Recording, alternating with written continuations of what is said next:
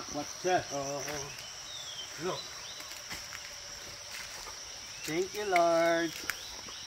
Ang taba nila. Diba? Ang ganda, oh. Taba nila. So, dito to, pataas. Yan. Makikita nyo naman. Ito.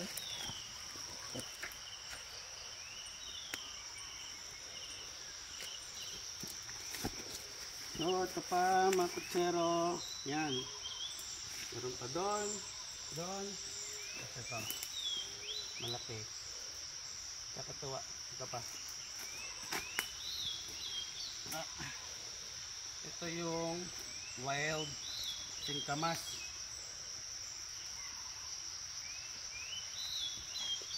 Umikot na sa saging. Wild singkamas ito, mga kutsero.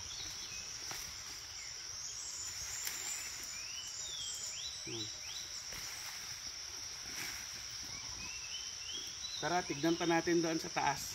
Samahan niyo ko.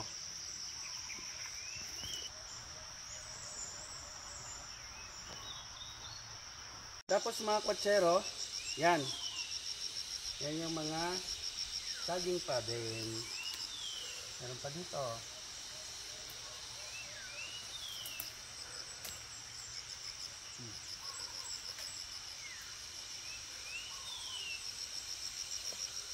Wala pa pong abono yan.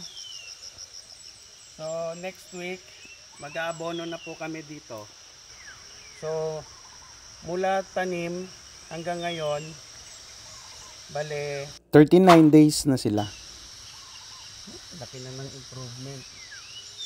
Konting panahon na lang, mga kwatsero, marami na kaming saging dito.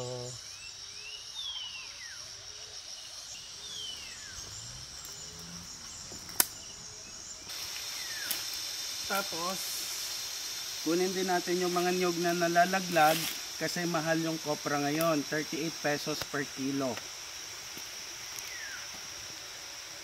Kaya magkokopra tayo, mga kwatsero, para yumaman tayo.